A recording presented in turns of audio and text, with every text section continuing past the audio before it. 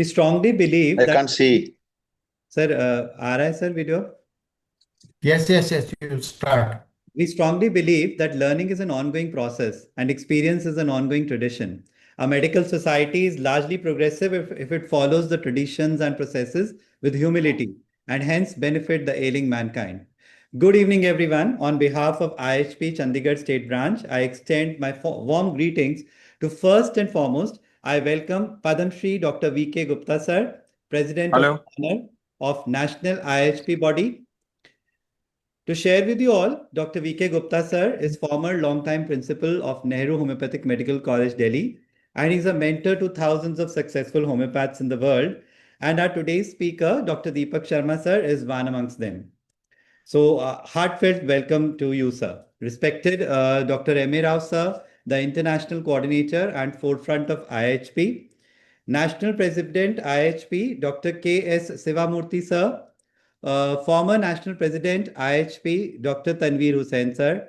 I welcome National Secretary General IIHP, Dr. Vinod Sangwan sir. A heartfelt welcome to our National Advisor and Founder President of Chandigarh State Branch, Dr. V.S. Chandok sir, and Chairman National Scientific Committee, Dr. Muktinder Singh sir. I welcome all other senior office bearers and members of IIHP, my dear colleagues, and all other members of homeopathic fraternity.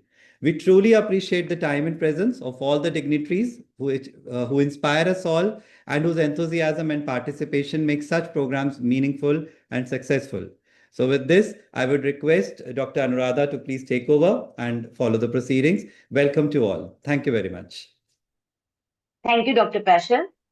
Now I request our Honorable National Advisor and Founder of IIHP Chandigarh State Branch, Dr. P.S. Chandok sir, to address the webinar. Dr. Anuradha, I can't see the screen on. I don't know what's technically wrong with my. I'm not getting either on my laptop or on my phone. Dr. you are on screen. Visible? Am I visible?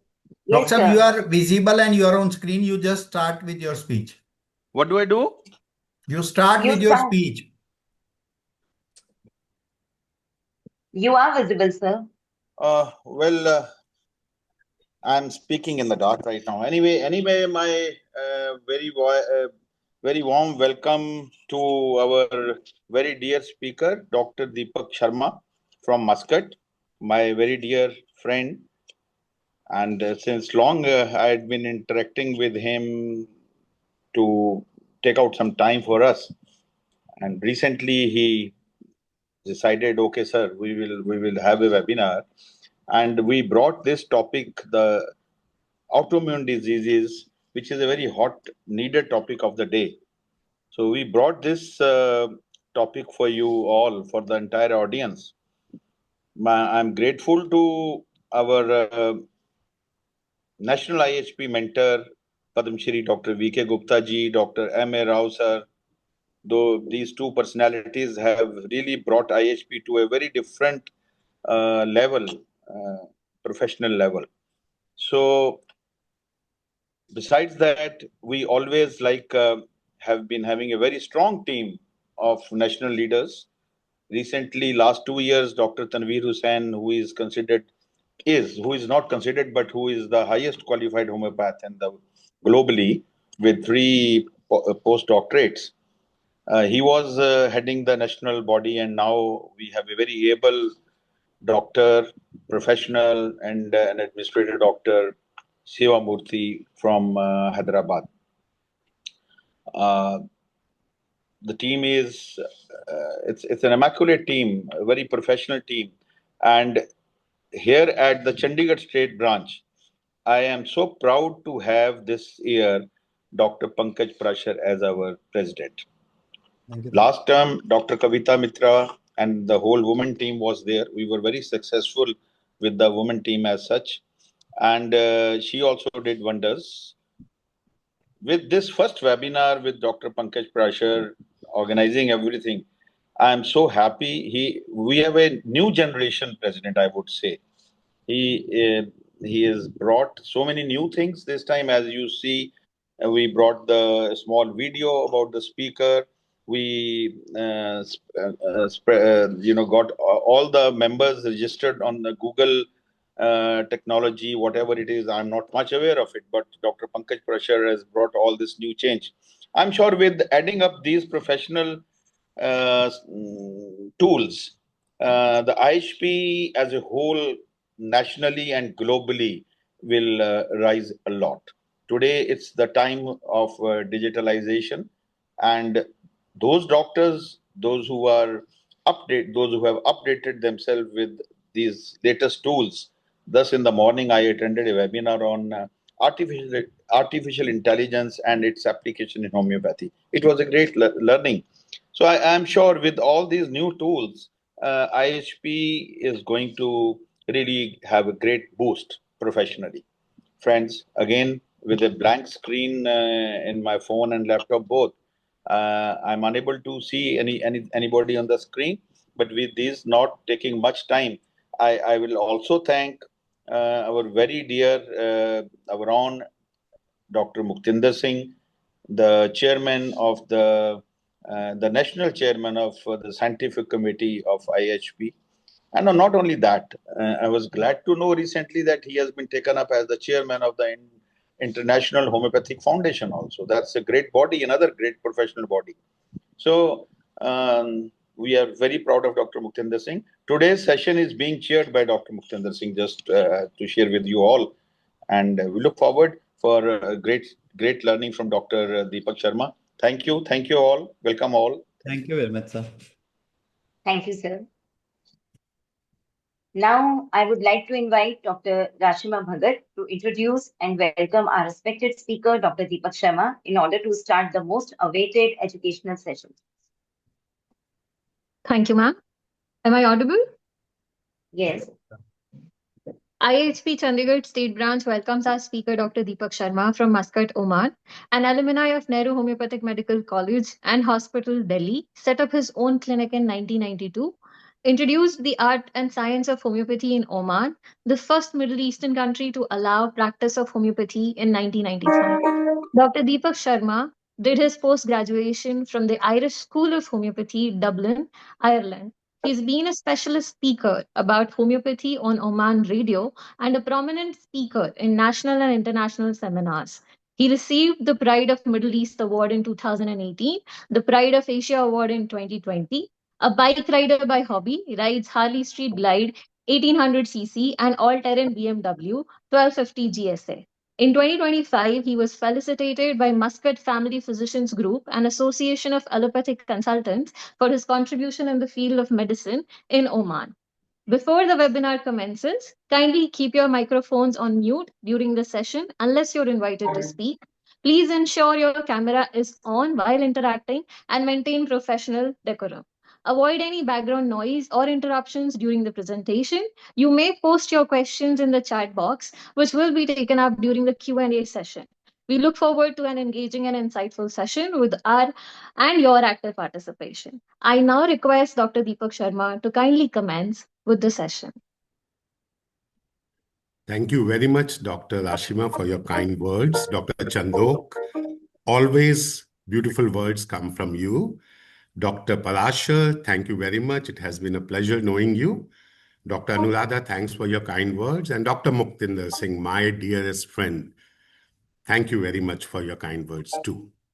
So let me share my screen first. So just a request, can we just wait for 1 minute? Dr. VK Gupta is just joining us. Okay. There is some issue with the link. I'll just share it to them. Stop share.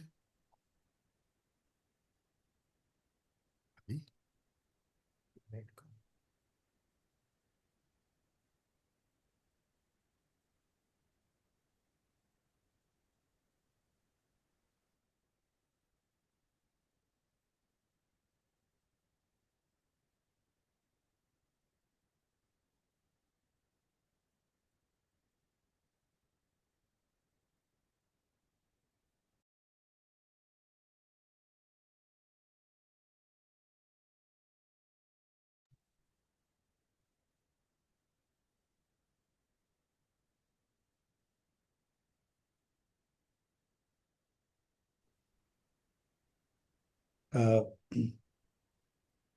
we have our National President, Dr. Sivamurthy, also with us now. Welcome, sir. Good evening very much. Good evening.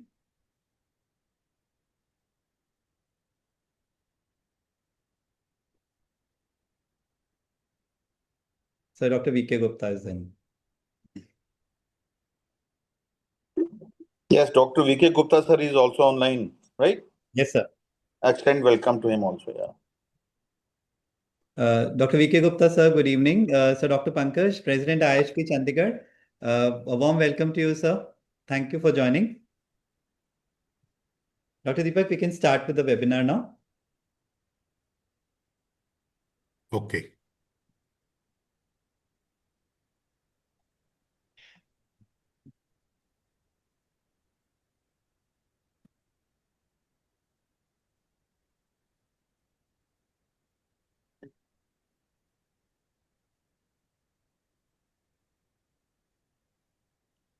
Is my screen visible to everyone?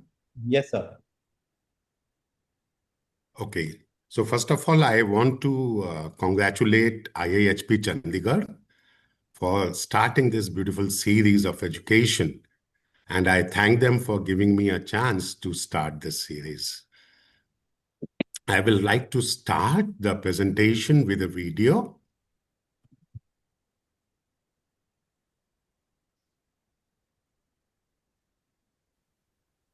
Hi, I'm Pranita, and I would like to say that I started my treatment with Dr. Deepak Sharma in January 2021, and I have been recovering ever since then just on homeopathic medicine. I have not taken any allopathic medicine, and my recovery has solely been on homeopathic medicine, and yeah, it has been a good journey.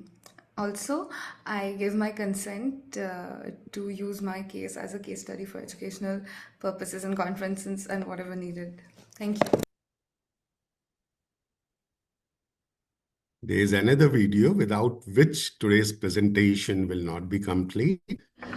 Hello everyone, my name is Pranita and I'll be talking about my journey and my disease, which was diagnosed in January 2021. So I have been suffering from and recovering from lupus. The first initial symptoms showed up in November 2020 with swelling of joints. It started with my hands. The fingers started swelling and paining, and they started getting deformed, and it was very painful, which then shifted to the legs and hips and all over my body. There was severe swelling, and a lot of doctors outside, they had diagnosed it as rheumatoid arthritis because the symptoms were such. And I was given some painkillers and steroids which reacted very badly. After which I started getting, after the swelling and the pain, I started getting different kind of lesions on my hands especially. It was only on my hands and they were very painful.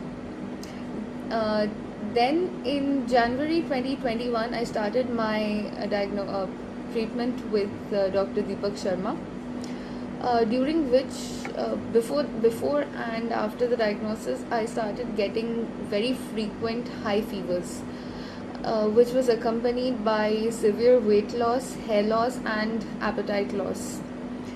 And with these symptoms, there was massive weakness and extreme severe muscle loss, loss of strength, and I faced a lot of difficulty walking, sitting, moving in general. And along with this, there was a lot of burning inside my muscles. Like I could feel a very sharp burning sensation in my muscles, and these peaked in October 2021, after which the recovery started.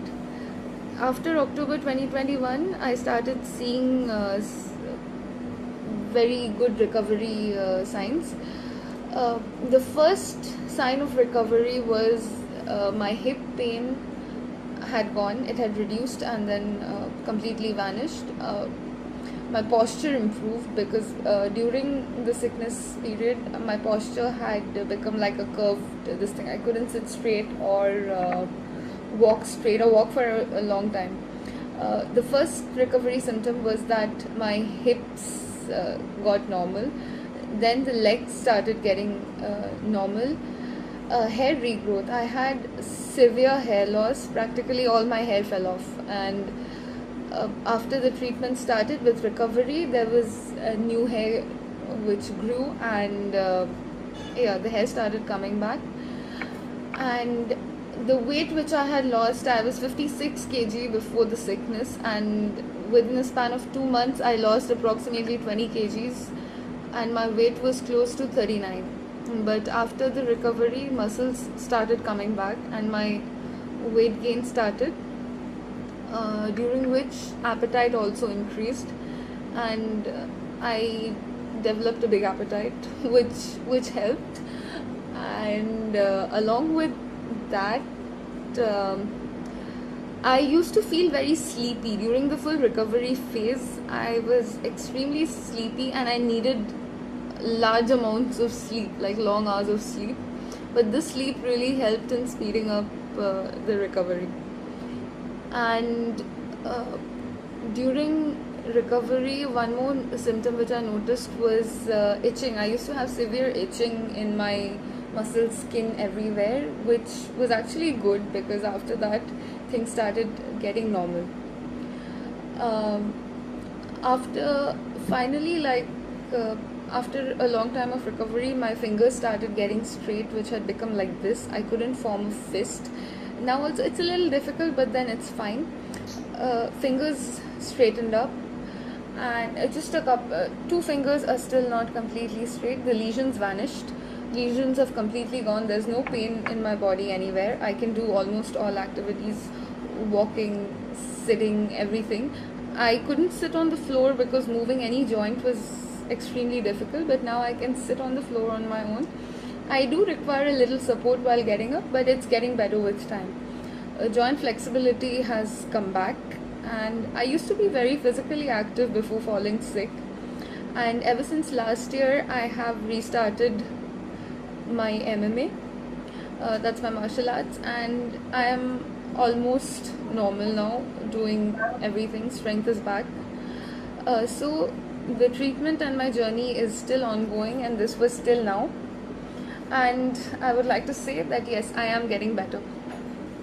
So thank you. So friends, this is a case of SLE, as you all have seen.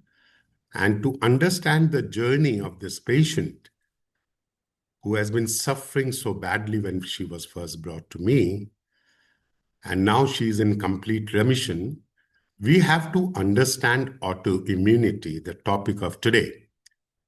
But to understand autoimmunity and autoimmune disorders, we have to quickly revise what is immunity.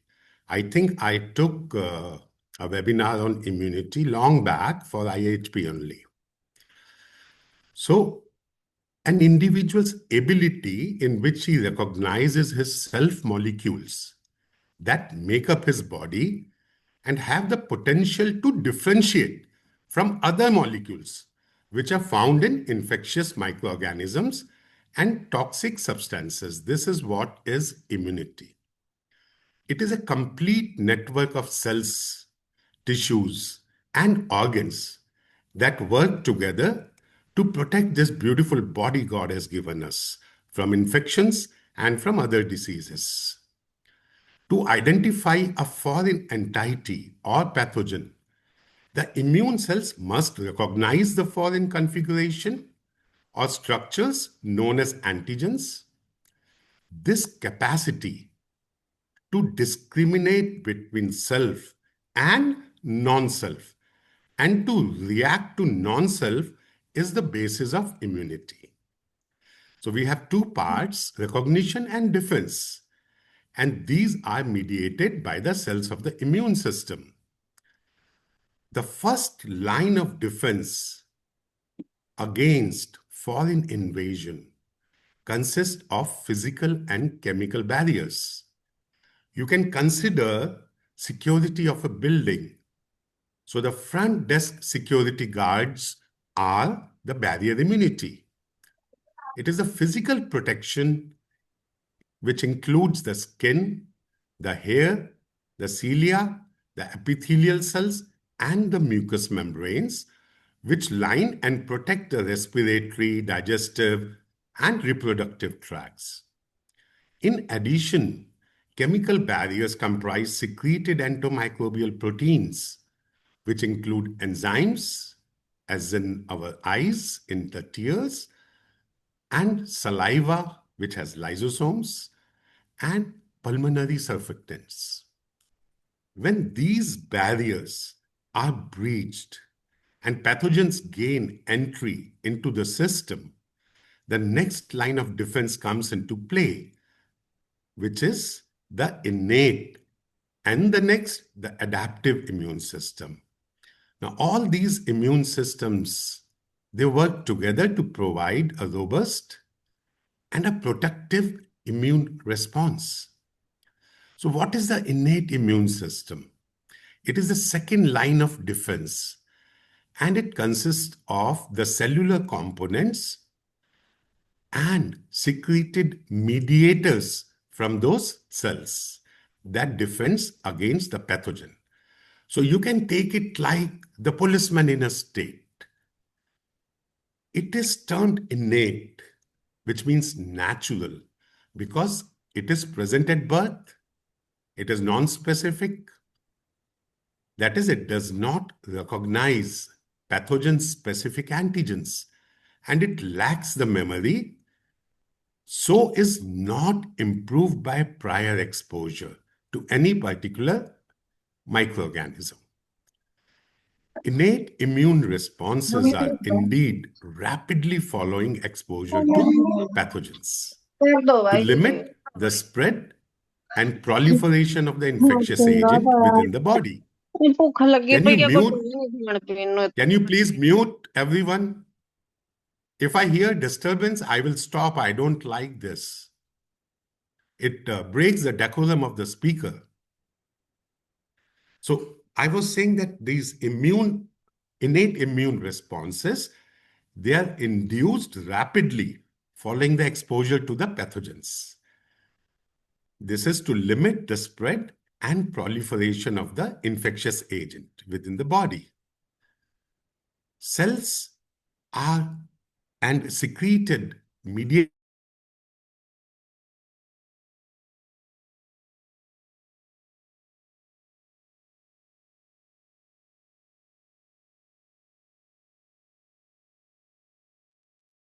Dr. Deepak, please unmute yourself.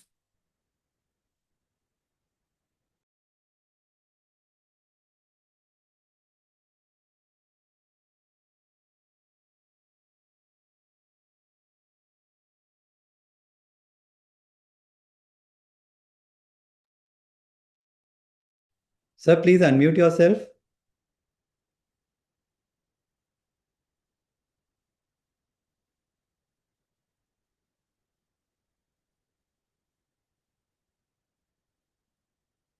Dr. Deepak, sir, please unmute yourself. Okay, I'll give him a call just now. Yes, sir.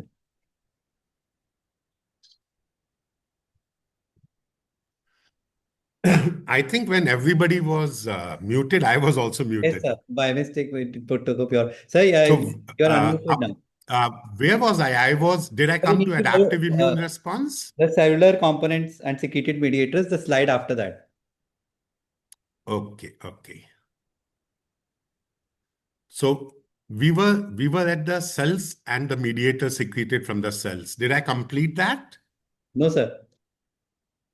Okay. So in the innate immunity, we have neutrophils, eosinophils, basophils, mast cells, monocytes, macrophages, dendritic cells, and the natural killer cells, which secrete different mediators which help in killing of the antigen.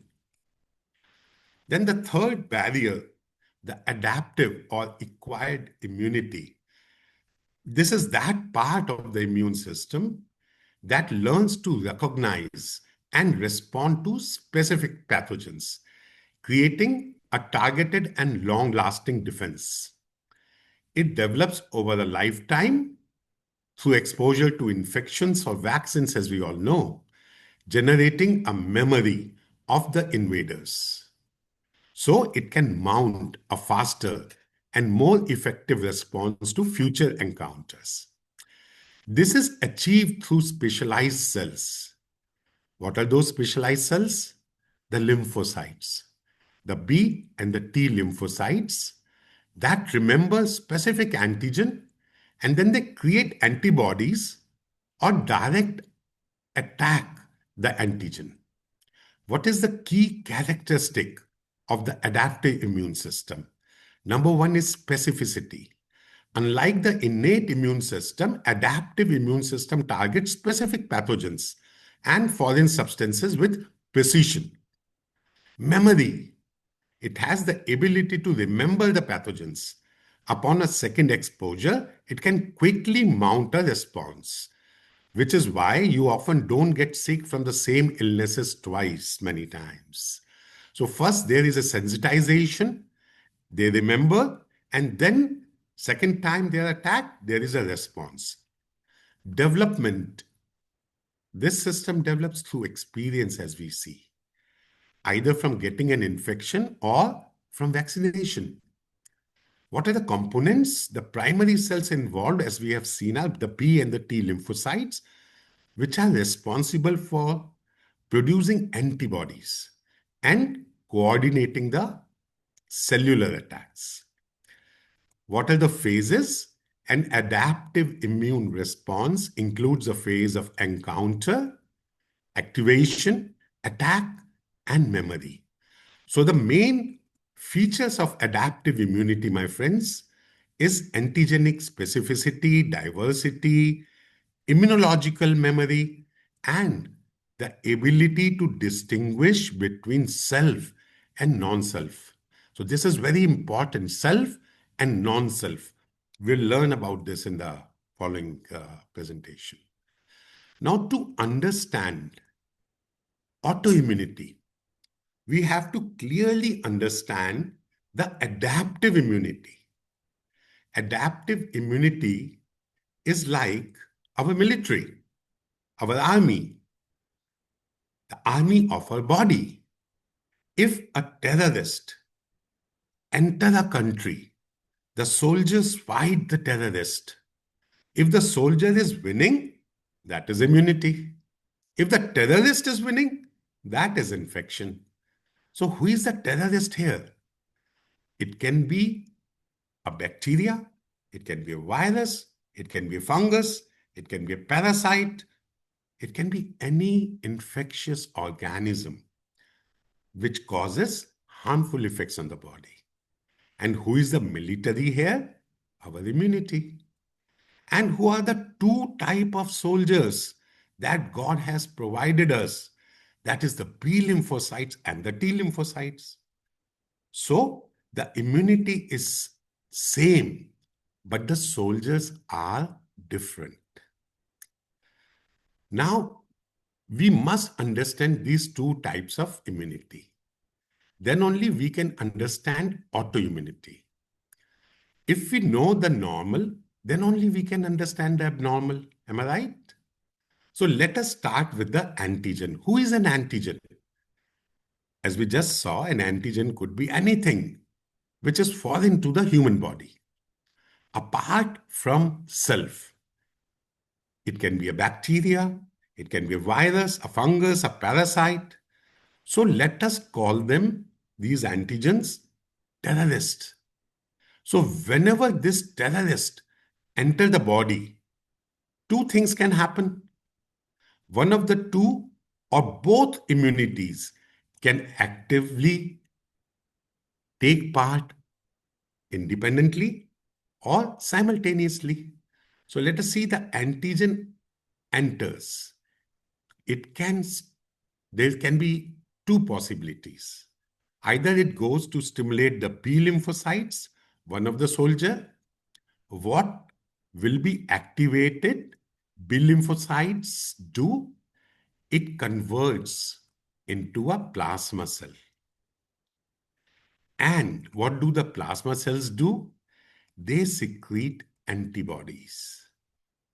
What are the type of antibodies they secrete? There are 5 types. You can easily remember this by the term GAMDE. IgG, IgA, IgM, IgD, and IgE. What will they do? They will react with the antigen, and antigen-antibody complexes are formed. And they are engulfed by the macrophages. So opsonization is the end result. And the antigen-antibody complexes are destroyed. This way, the B lymphocytes are destroying the terrorist, the antigen. So the end product in this immunity, which is known as the humoral immunity, is the antibody. And with the help of antibody, the destruction is taking place. And this immunity, again, is called humoral immunity. This is very important to understand, friends, if we have to understand autoimmunity. Now, there is another possibility. What is that possibility? That the antigen which enters, instead of activating the B cell, it goes to the antigen-presenting cell in the body, which engulfs the antigen. After engulfing, what will it do? It will degrade it into multiple small pieces. And after degrading and processing, it will present it to the surface as an MHC, that is major histocompatibility complex. So an APC is presenting this antigen at MHC to whom? To the T lymphocytes, which is the next cell, our big soldier. And this second type of soldier, the T cell, which is now activated, secrete many kinds of cytokines. These are interleukins, and which produces inflammation. And with this inflammation, the antigen is destroyed. So this type of immunity is called cell-mediated or cellular immunity. Here, we don't form the antibodies. Here, the end product is cytokines. So in humoral immunity, B lymphocytes are the end products, is antibodies. In cell-mediated immunity, T lymphocytes, and the end product is cytokines. This is a very broad understanding of two types of immunity. This knowledge we have to have if we want to understand autoimmunity. So what is autoimmunity? It is the body's immune system mistakenly attacking its own healthy tissues and cells. That is autoimmunity, as the name suggests. This process is an abnormal immune response that causes inflammation and can affect many different parts of the body, leading to various autoimmune diseases. Now, autoimmunity is characterized by self-reactive immune components. And autoimmune diseases is characterized by autoimmunity plus pathology. So that is the difference in the word autoimmunity and autoimmune diseases. Both autoimmunity and autoimmune diseases are dramatically increasing, my friends, in many parts of the world. Autoimmunity is initiated by a combination of genetic predisposition as well as environmental triggers. Patients in the initial phase of the disease are typically unaware of these clinical symptoms, what we call subclinical phase. Autoimmune diseases, they affect approximately 1 in 10 individuals in developed countries, with global prevalence rates estimated at around 4% to 7.6%, depending on the study and the specific disease included. The prevalence is on the rise, particularly in the developed nations due to factors such as environmental exposures, diet, and genetics. Autoimmune diseases are increasingly prevalent in India, particularly in the urban areas. And rates for specific conditions like thyroid disorders, rheumatoid arthritis, SLE, they are showing notable rise. You'll be surprised that a recent study published in the International Journal of Clinical Biochemistry and Research, it finds that 30% increase has happened in autoimmune disorders among the Indian population since the COVID pandemic alone, with younger individuals being disproportionately affected. So what are the key characteristics of autoimmunity? Mistaken identity. The immune system, which is designed to fight off foreign invaders like germs, fails to distinguish between self and non-self and launches an attack on the body's own self. This is mistaken identity. Inflammation. Autoimmune conditions often cause inflammation, which can lead to symptoms like pain, swelling, redness in the affected areas. A wide-ranging effects depending on the specific autoimmune condition. Symptoms can vary and may include fatigue, joints pain, skin problems, and digestive tissues problems and fever. Causes can be multiple. The development of autoimmune disease is considered to be multifactorial, with genetic, environmental, hormonal factors all playing a role. Now, if you see the markers in slide, it is very easy to understand the autoimmunity. We have the army, and in the army we have the soldiers who are supposed to kill the terrorist. Now, suppose the soldiers get mad, they got crazy, and they start killing the own country people, the own citizens. Are they good soldiers? No, they are bad soldiers. This is autoimmunity. So what is autoimmunity? Group of disorders in which tissue injury is caused by humoral, that is by autoantibodies, or by cell-mediated immune response by autoreactive T cells to self-antigens. This word self-antigens is very important. It is used for anything which is not foreign. In a normal person like me and you, why our B and T lymphocytes do not start killing the normal cells? We also have both the soldiers in our body. Still they don't kill, we don't get autoimmune diseases. Because thankfully, we all have an inbuilt mechanism, which is known as tolerance. And whenever there is a breach in tolerance, then the person develops autoimmune diseases. So this is important to understand. It is a tolerance which keeps saving us. And when that tolerance is broken, we develop the autoimmune disease.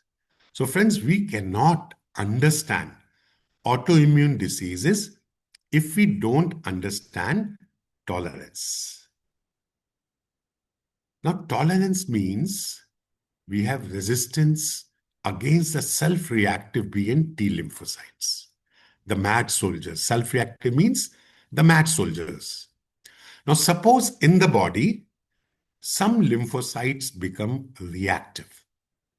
Thankfully, we are blessed with this protective mechanism of tolerance, which protect us from getting the autoimmune diseases.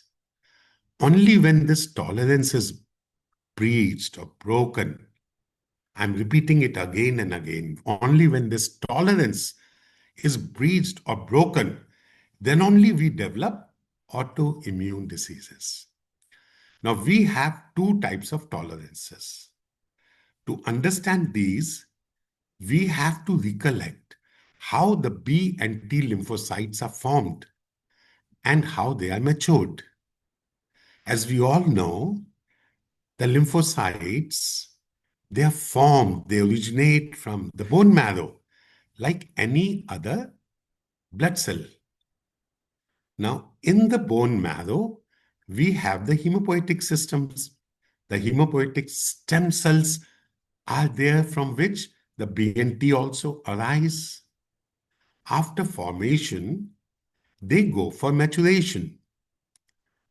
Now, as in our army, after we are recruited, a long training ensues.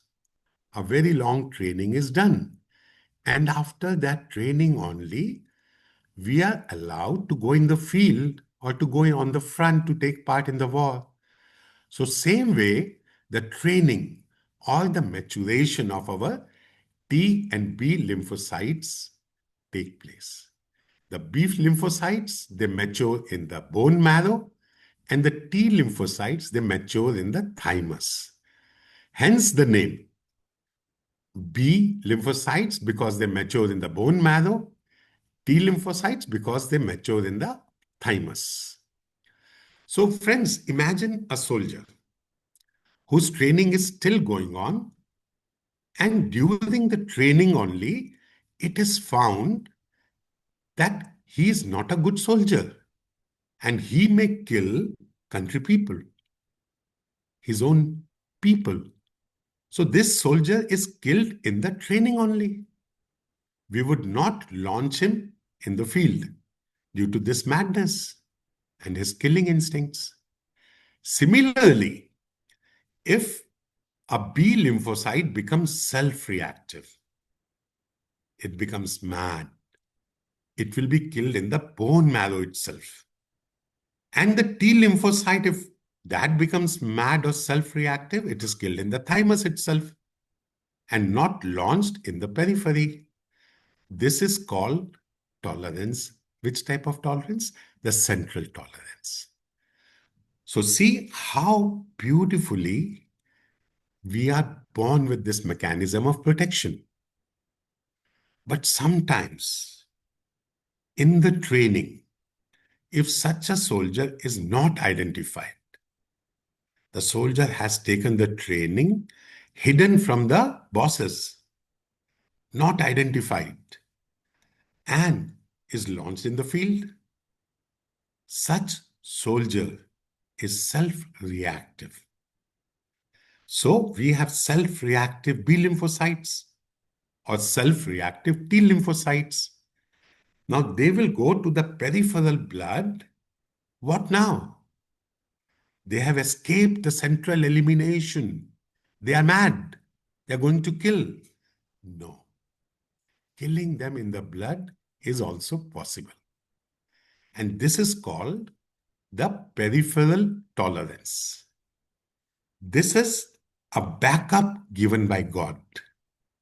God is great, isn't he? He has given us such a wonderful body, perfect in all ways.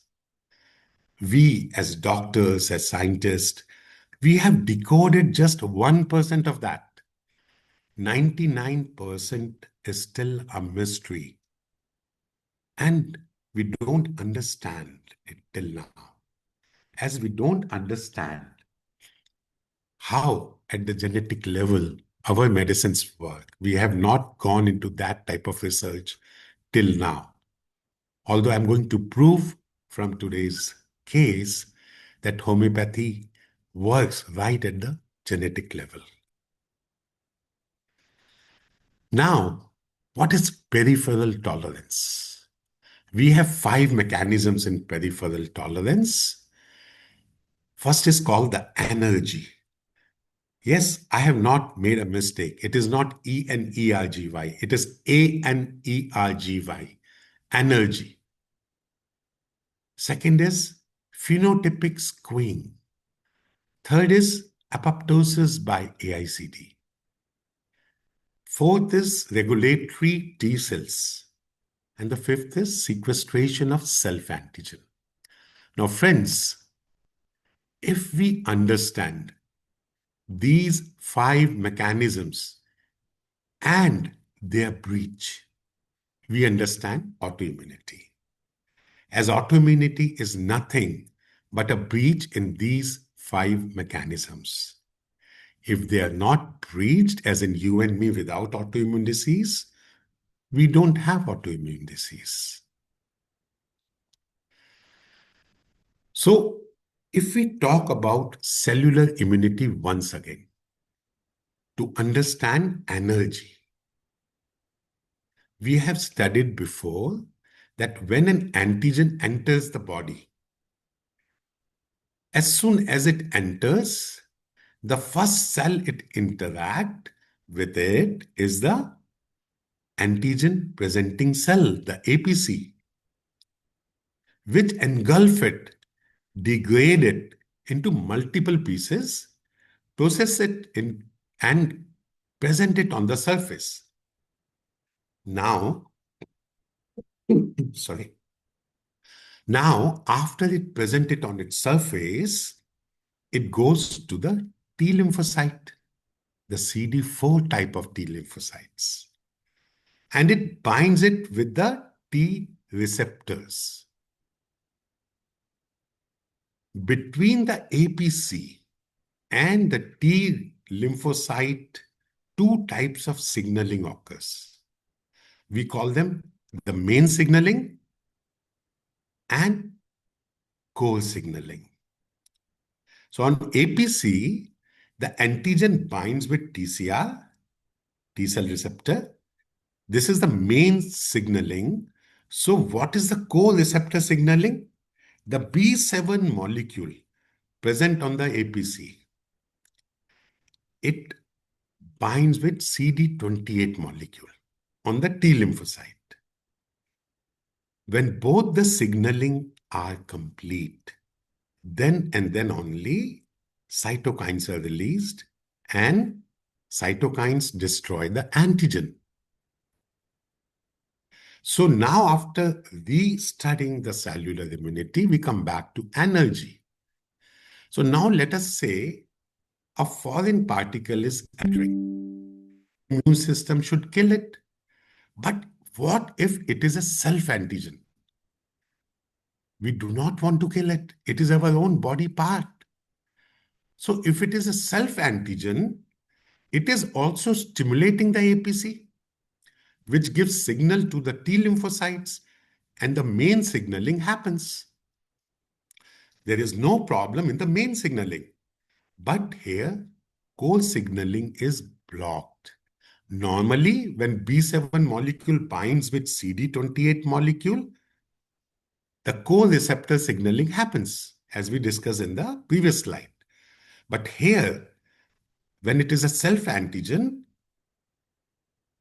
B7 is not binding with CD28, but it is binding with CTLA4. That is the molecule on the T lymphocyte this time. So the core receptor is blocked. And here, no cytokine release is taking place. So no self-antigen is killed because there is no cytokine release. So no self-antigen killed. This mechanism is called energy. Energy with an A. So what is energy, friends? Once again, a quick review. Unresponsiveness to antigenic stimulus. So self-reactive T cell interact with APC, presenting self-antigen. B7 molecule on APC binds to CTLA4 on the T cell instead of CD28, and co-stimulatory signal is blocked. There is no cytokines and no inflammation. This is energy. Now coming to phenotypic skewing. If you have understood energy, it is simple to understand phenotypic skewing. antigen and self-antigen, both are stimulating the antigen-presenting cell. Here, both main signaling and co-receptor signaling is also okay. Like in energy, the co-receptor signaling was not happening. Here it is happening. Both the signalings are okay. But the cytokines which are released with self-antigen are non-reactive. Since they are non-reactive or non-pathologic, they will not kill the self-antigen. This mechanism is called phenotypic skewing. So in energy, the cytokines were not releasing at all as the co-receptor signaling was blocked. Here, cytokines are released, but they are non-pathogenic. So self-antigen again is not destroyed. Then the third type of peripheral tolerance which we talked about is apoptosis. Apoptosis by activation-induced cell death. Now, as you can see in the figure here also, both the antigen and self-antigen are stimulating the APC. Here also main receptor and co-receptor stimulating is done. Here also cytokines are released. And reactive cytokines this time, but before they can act, before they can destroy our self-antigen, the cell is destroyed by apoptosis. How? By fast receptor activation. Fast receptor, which is also called the death receptor activation. So this is the activation-induced cell death by apoptosis. So activation-induced cell death, self-reactive T cells interact with APC presented with self-antigen. Activation of T cell induces upregulation of fast ligand, interact with death receptor fast, and apoptosis happening. So friend, these three were the first three peripheral tolerance mechanisms. Very important. A quick look at them again. The first three mechanisms of peripheral tolerance. Either we are blocking the co-receptor as in figure 1, or we are blocking the cytokine release, or we are causing the apoptosis. So this mechanism to understand is very important. Now we go to the fourth mechanism of peripheral tolerance, which is the T regulatory cells. Most of us know that we have 4 types of T cells. The CD4, which are cytotoxic T cells, CD8, which are the regulatory T cells, we have the memory cells, and we have the helper cells. Now, what is the function of regulatory T cells? As we saw before, there are certain soldiers who became mad, and we have to kill such a soldier. So these T regulatory cells are our super soldiers, and they will down-regulate or kill the self-reactive T lymphocyte. Helper T cells coordinate the immune response by activating other immune cells. Cytotoxic T cells kill infected or cancerous cells. Regulatory T cells, the component of peripheral tolerance, they form the 4th gradient of peripheral tolerance and provide long-term immunity to specific antigens, towards specific antigens. I'm sorry. Now, last mechanism, sequestration of self-antigen. Now, certain self-antigens are hidden. As we discussed, we have 2 types of soldiers in our system. I'm sorry, too much of talking made my throat dry. So we have two types of soldiers in our blood. These are the T lymphocytes and the B lymphocytes. Their role is to kill the foreign, and if anything, anytime they start killing the self, they are killed, as we have seen. But how do they recognize the foreign? Do they have vision? Do they have eyes to know that this is self or this is foreign? No. So how do the B and T lymphocytes differentiate between the self and the foreign? There is a theory behind this, known as the Bundit theory. And what is this Bundit theory? When we are in a fetus form, in the mother's uterus, we already have this B and T lymphocytes in the blood. So during the fetal life, these B and T come in contact with various organs and tissues of the fetus, and they recognize them as self. Sorry. So they recognize them as self. After birth, anything apart from this is foreign. So self is all the tissue coming in contact with the blood during the fetus life. But there are certain tissues which are avascular. For example, the lens, the cornea in the eye. They don't have the blood vessels. So they are our self-antigens, but the B and T lymphocytes have never experienced them, never met them. So our lens cells, our cornea cells are foreign to our own body because they are hidden. And our own cells, like the B and T lymphocytes, have never recognized them. Now suppose, due to any trauma or disease in cornea or lens, the protein or tissue from them leak and enter the blood. The B and T lymphocytes will attack them or not. They will, as they are foreign to them. So this is known as the sequestration of or the hidden. Another example is the sperms.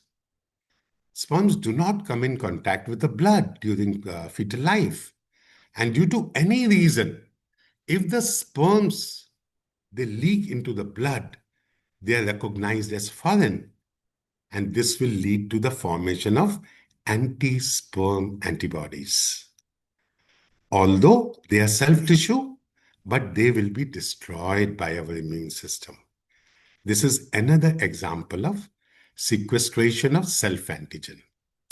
So friends, these were the 5 types of peripheral tolerance which save us from autoimmune diseases. And any breach in these 5 tolerances is autoimmunity.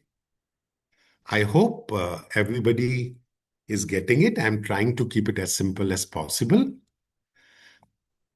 So what is the mechanism of autoimmunity? Autoimmunity results due to the breakdown on one or more of the mechanism of immunological tolerance we have just discussed. So what is the mechanism of autoimmunity now? Breakdown of T cell energy, failure of AICD, loss of regulatory T cells, release of sequestered antigen we just saw, and molecular mimicry.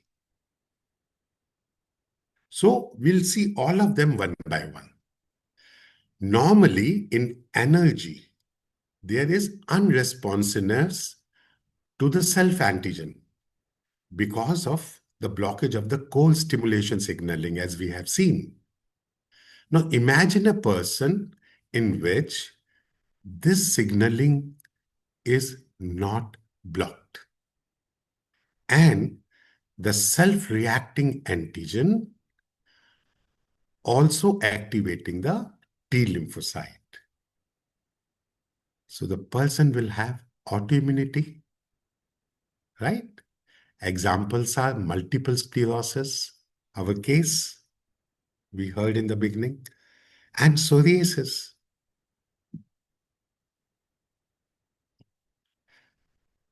Now imagine failure of AICT. Apoptosis is not happening.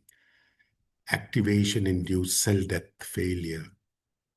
The mad soldier here is not killed and keep killing their own countrymen. This also happens in our disease SLE. Then we have the loss of T regulatory cells. Imagine not having the super soldiers in the body to have a control on mad soldiers. Who will kill them? They will go rampant.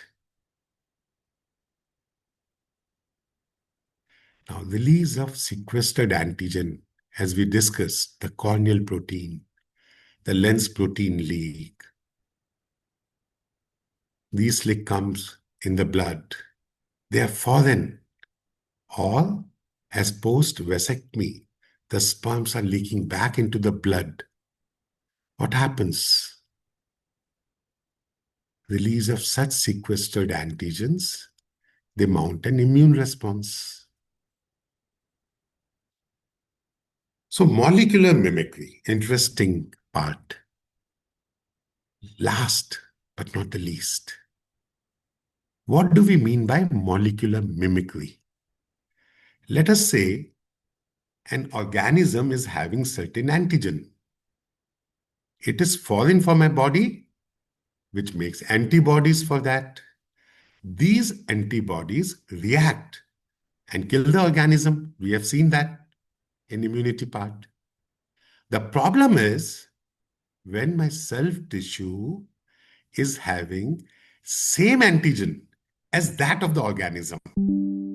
So antibodies are formed for the organism, but they will be confused and will start killing our own tissue, which has molecular mimicry with these organisms. This is known as molecular mimicry. Here, rather, the organism is doing the mimicry of self-tissue. And the antibodies will kill the self-tissue. So molecular mimicry can also lead to autoimmunity. Example, we all have HLA-B27 gene. So if Shigella enters our body, which also has the same antigen as HLA-B27 gene, antibodies are formed for Shigella, but they also start killing our HLA-B27 cell also. So what examples we have here of molecular mimicry?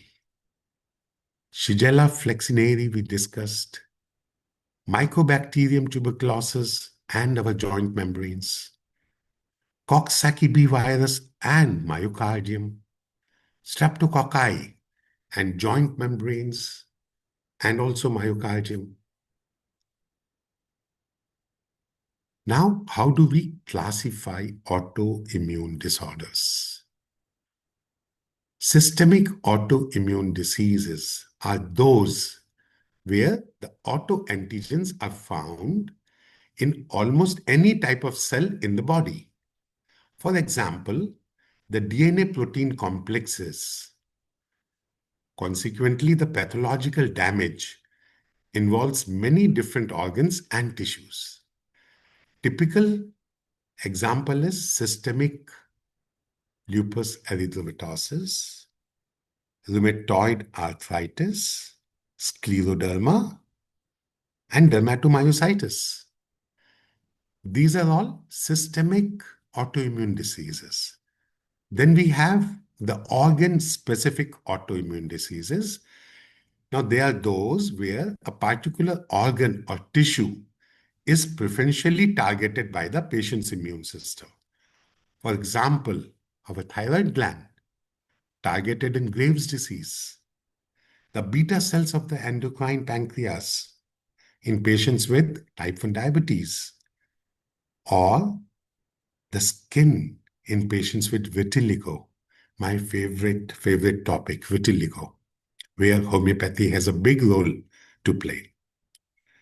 So I hope, friends, the concept of autoimmunity and autoimmune diseases is clear to everyone. Now, a brief description of my patient's disease.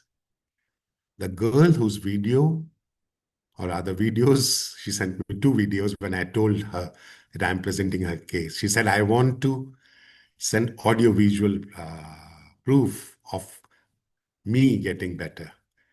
So let us see that case. But before we see that case, let us first know a little about SLE. Friends, I am no expert in pathology or immunology. I'm a humble homeopath.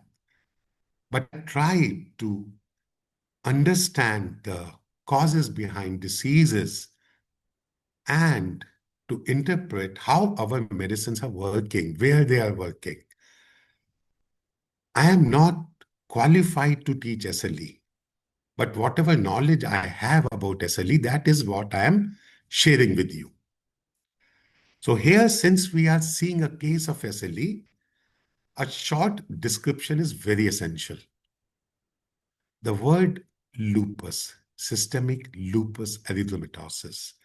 The word lupus comes from the animal wolf. Why? Because due to wolf-like appearance of the lesions, the rashes in SLE appear as if someone is bitten by a wolf. SLE, surprisingly, affects females much more than males, and you'll be surprised to know the ratio is almost 10:1. We have genetic factors as well as environmental factors, both playing a role in causing this disease. But the main involvement is of the genetic factors. The genes responsible are HLA-DR2 and HLA-DR3. Hormone factor like hyperestrogenic state may also trigger. So that explains the reason why females are 10 times higher victims of SLE than the males. Environmental factors may trigger these genes, resulting in SLE. What are those?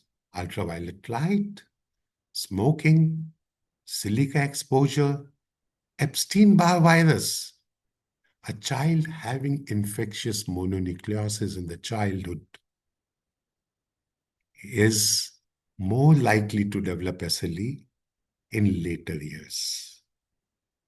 Certain allopathic drugs, you'll be surprised to know, like hydralazine, it is a vasodilatator given for hypertension. Procainamide, it's a medicine given for arrhythmia. It has been found they can trigger the genetic change and can lead to SLE. So SLE is a multi-system disease with several phenotypes. The clinical features may vary from a very mild disease with only mucocutaneous involvement to severe life-threatening diseases with multi-organ involvement. All organ systems can be involved in SLE with widespread inflammation and tissue damage. So how do you catch SLE early in your clinic? Friends, yeah, it sounds alarming. Many of you will think, oh, I should also do this. But don't be alarmed, just know this. If a young lady walked into your clinic with mild fever, but of a long duration, doctor, I have been having this low-grade fever for last 1 month almost. I take Panadol, little it gets better. I get a lot of fatigue since last 1 month. I'm also having severe joint pains. And sometimes I'm getting mouth ulcers, doctor, but they're not painful. They're not bothering me. But I don't know why I'm getting them. Doctor, just see, my hair is falling. This hair is almost empty, doctor. Doctor, whenever I go in sun, oh, my face and my hands, they react badly, doctor. Doctor, whenever I put my hands, my fingers get blue. I feel pain. Whenever I put my hands, especially in cold water. Friends, don't just think of CP always for this. Think of why this is happening. This Raynaud's phenomena is a very common presentation of SLE, rather a classical presentation of SLE. Now, friends, SLE is also a very painful disease in which pain can dominate the lived experiences of the patients. Furthermore, pain in SLE can occur in the context of other symptoms, such as fatigue, which can impair the quality of life beyond the consequence of inflammatory injury. We also have genetic deficiency of complement protein, especially C3, C4, found in SLE.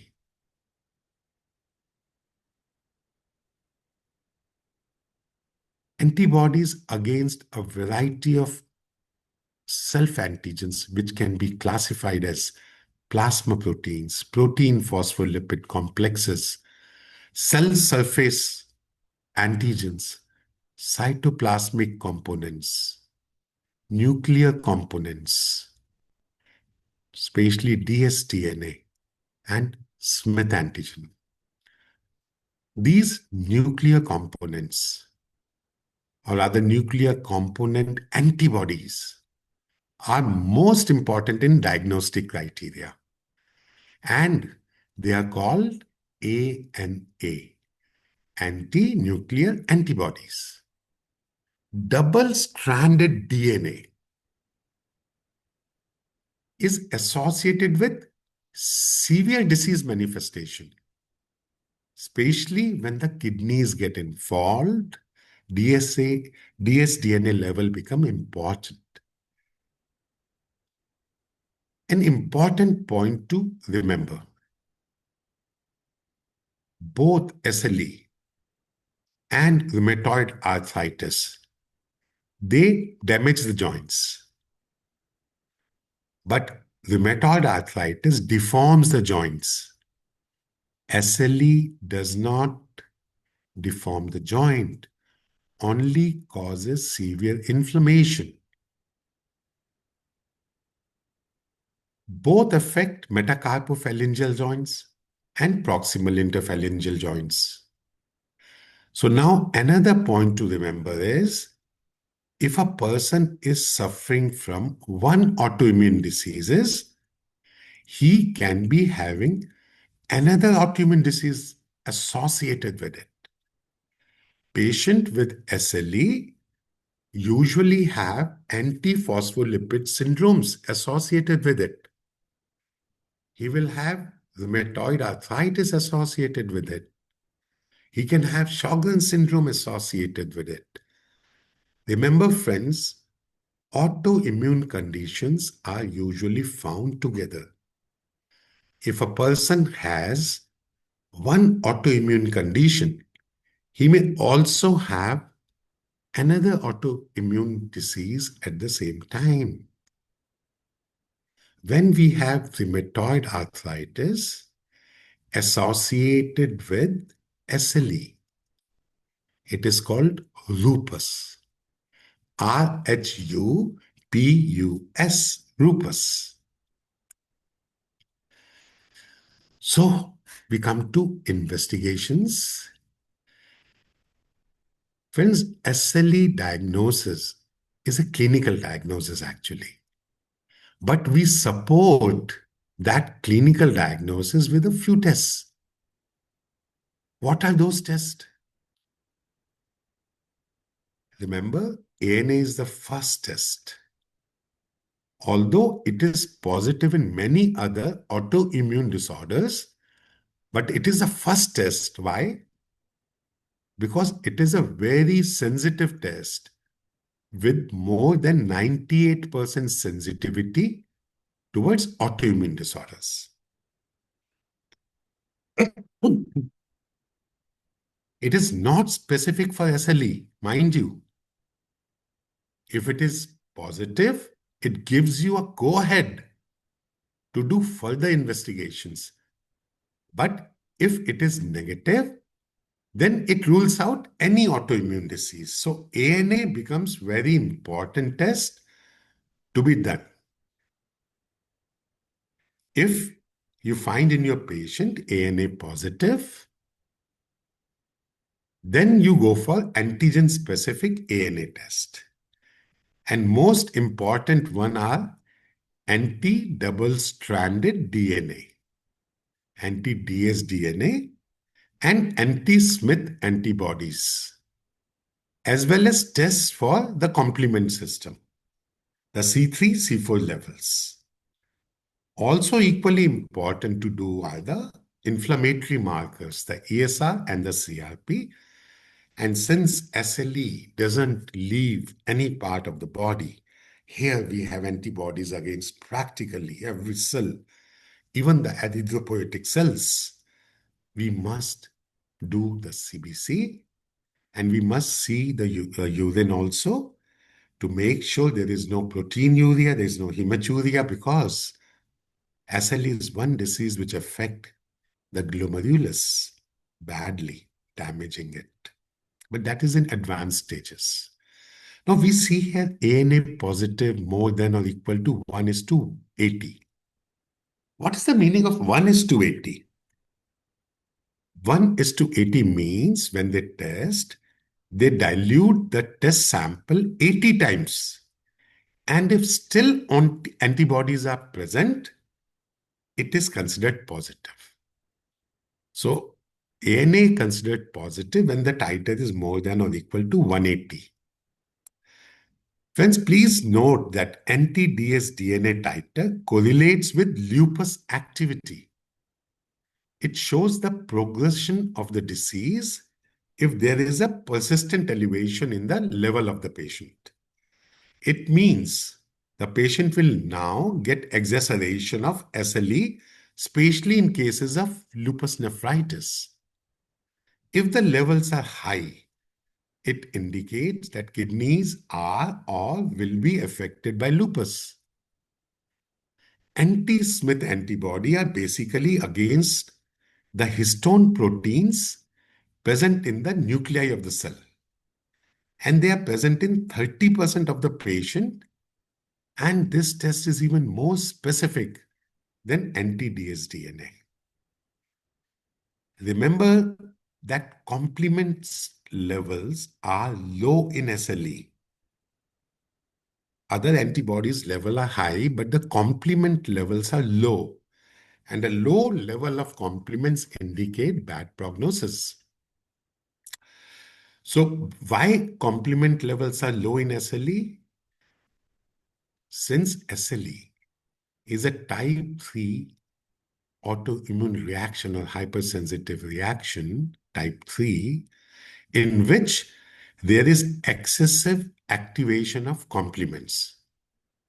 And complement proteins get used up and their levels are now very low. They are used to monitor the response of the treatment. So C3, C4 during your treatment, if the levels go up, you are helping your patient with autoimmune disease. ESR and CRP levels are elevated as their inflammatory markers. And as said, CBC will show cytopenia. And since kidneys are involved in advanced SLE, we will find proteinuria and hematuria. For our allopathic friends, treatment modality is to control the disease by immunosuppression. We all know that. But our system, our medicines, when selected correctly, and we are lucky to reach the minimum, they work by immunomodulation, which results in a better control of the disease with long-term remissions without side effects. And also maybe cure possibilities are there. Why not? It cannot be denied. In some cases, we can achieve cures also. So coming to the homeopathic management of autoimmune disease, the second part of my presentation. Do we have enough time? We are at 4 o'clock here. That means 5:30 there. Do we have enough time? Because I will need some more time. So we Am I actually time audible? division, Deepak, time division has, it was, we are supposed to finish at 6 or maximum 6:15. Okay. So So what is we the have a time frame question of answer 5 session also, and few comments and question answer also. So you can Okay, take then I another will go 20 minutes for homeopathy part, 15 with including case. Right. So this is our part. This all what I'm going now. So I'll go very fast. So how do we manage autoimmune disease? Friends, we have fixed principle in our science, but we have multiple approaches, and we apply these approaches in our own unique way, formulated through our own clinical experiences and learned through our successes and our failures. Organon remains the heart and soul of everything we do in homeopathy, and it will always remain so. Individualization of every case is of utmost importance, chronic as well as acute. Secrets of success in homeopathy, the case taking. Dr. Hahnemann has given clear instructions in aphorism 84 to 104 and also in aphorism 153. Evaluation of symptoms, understanding the disposition, and very important, a patience to wait once you are sure of your selection, especially in chronic disease. You have to have the patience to wait. So in case taking, you have to collect the totality. As Dr. Hahnemann has mentioned in aphorism 7, in a word, the totality of the symptoms must be the principle. Indeed, the only thing the physician has to take note of in every case of disease and to remove by means of his art in order that it shall be cured and transformed into health.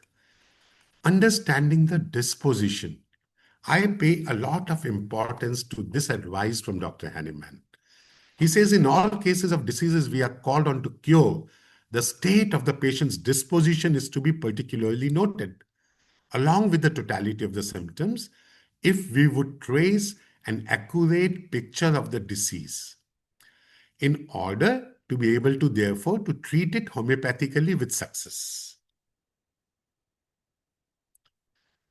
Again, the importance of disposition Dr. Hahnemann has given in aphorism 211 and 212. He says disposition of the patient often chiefly determines the selection of the homeopathic simillimum. Again, in aphorism 213, he says, we shall therefore never be able to cure comfortably to nature, this is to say homeopathically, if we do not, in every case of disease, even in such as acutes, observe along with the other symptoms those relating to the changes in the state of the mind and disposition. So evaluation of symptom is very important in all the cases. Characteristic symptoms, causation, very important in any chronic disease is a causation, as it helped me in this case of SLE. We'll discuss mental symptoms, physical, general, mental general, physical general. Particulars, when they are very peculiar, are most important. Now, disposition, what do you mean by disposition? The dictionary meaning is a person's inherent qualities of mind and character. It's a genetic trait that individualizes a person. So if you have to treat a genetic disease. You have to find the genetic trait of that patient to be able to reach the level of the genetic modification. A tendency to act in a specific way, a state of habit, or one's usual mood. The types can be mental, general, and physical, as we all know. So, the SLE case, a very frail girl, very, very frail girl, supported by her parents. On both the shoulders of her parents, she held her hand to enable her to walk. She was brought to my clinic with the diagnosis of lupus and no improvement under conventional medicine. She was referred to me by an old rheumatoid arthritis patient's mother, who is a teacher and works with her mother as a teacher. This girl is a civil engineer by profession, and you can see how frail she looked in this picture. Her chief complaints were swelling and pain in the finger joints, difficulty in folding the joints, whole body pain, especially the joints with swelling, loss of appetite, along with muscle mass loss, fatigue, extreme fatigue, low-grade fever going on for a long time, massive hair fall, skin rashes, and periangle telangiectasia, right ring, and little fingers. The pain was in her palm, in her wrist, in her elbow, in her shoulder, in her knees, toes, you name a joint, and she had the pain. Poor girl was not able to walk independently. This is during the first visit.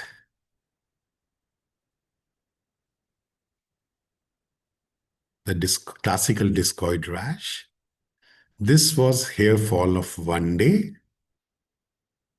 This is here the journey started towards a total remission. This is during the course of treatment. She kept sending me her pictures when she was telling me about her. Just see how a person changes in looks, personality with the improvement in autoimmune disorder. Look at her hair. She was losing hair. Now look at her hair. Perfect.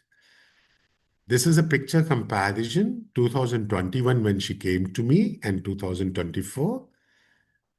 And this is January 2025 compared with January 2022. So as I mentioned, she was a civil engineer by profession, but she was forced to work as a marketing executive. She was not getting a job as a civil engineer because her inability. So she worked as a marketing executive and she had to earn and save money for further education. That was her one concern. There was financial stress in the family too. She lost her grandfather in March 2020, whom she was quite close to.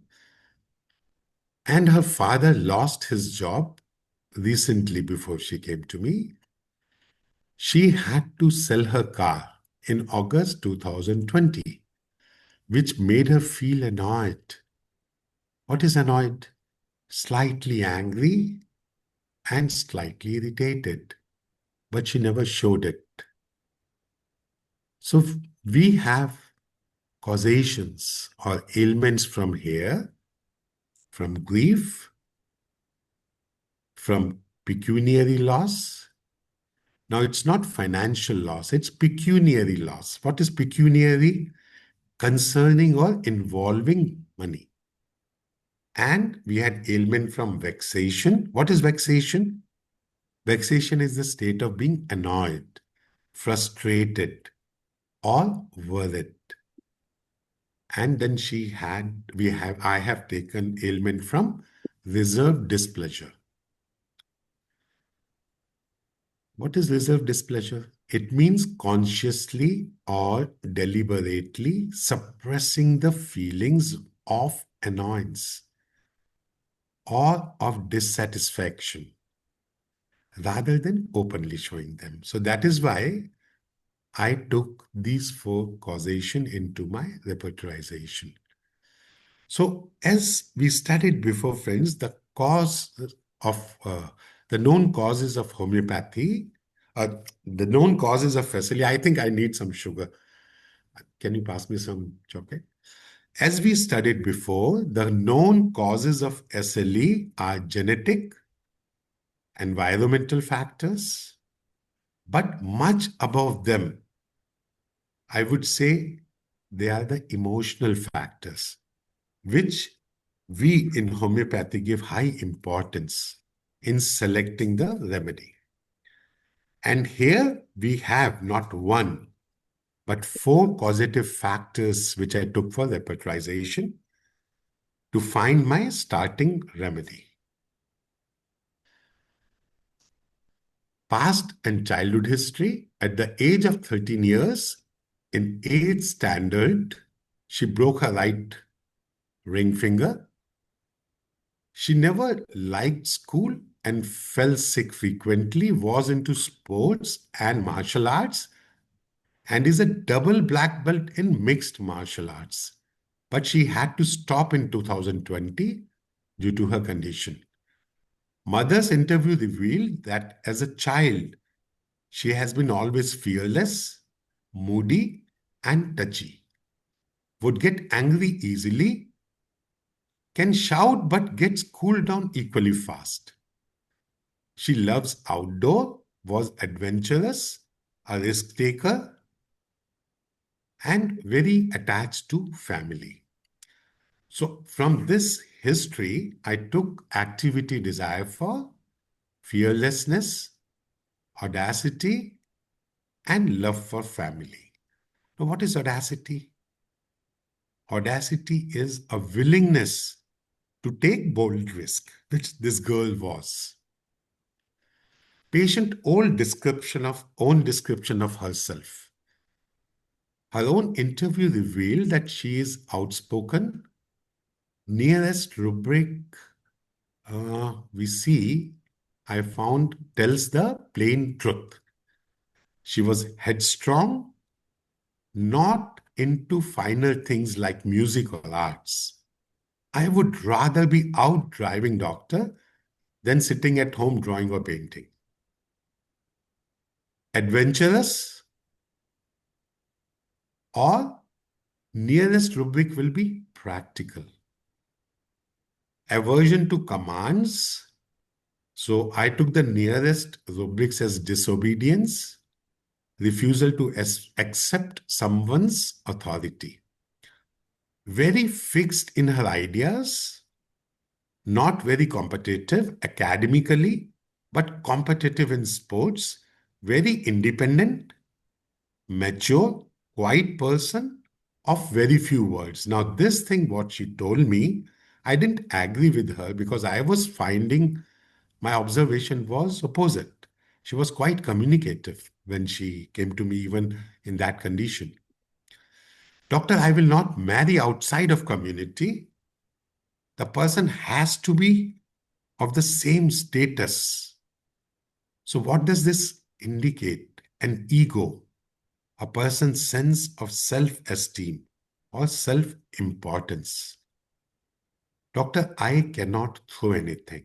So she was a holder, a collector. Physical and mental generals, what I could pick up from her whole story: desire for milk 3+, sour 3+, meat 3+, weeping, tearful mood, impossible, cannot cry. She said, I cannot cry and desire to be alone when upset. She was a last-minute finisher, a procrastinator, messy by nature, but love for nature and animals. As I already discussed, she was a holder, but at the same time, she desires cleanliness. The investigations done before coming to me, I think 10, 11 days before coming to me, her hemoglobin was 9.2, white cell count was 3,200, CRP 55, ANA 1:240 titer, ESR was 102, the inflammatory markers were very high. Her anti-DS-DNA was also high. The normal is actually 15 or less. Her complement C3 was low, 46. Normal has to be above 80. And C4 was also very low, only 4 milligram per deciliter. And her anti-Smith antibody was also positive. So repertorization with rubrics of ailments from and childhood constitution. It came up with Ignatia, covering almost all the rubrics. Next to it was belladonna, then opium and aurum. Repertorization with all the rubric ailment from and mind rubrics. Nux vomica came up as the first medicine, sulfur is the second, lachesis third, falcon fourth, and ignatia is fifth. All rubrics, but with syphilitic miasm filter, sulfur comes as the first line medicine. So 11th January 2021, my first prescription was for her was Ignatia. Although the pathology was quite advanced in acute phase, but based on my own experience, I gave her a dose of 1 mg followed by saccharum lactis.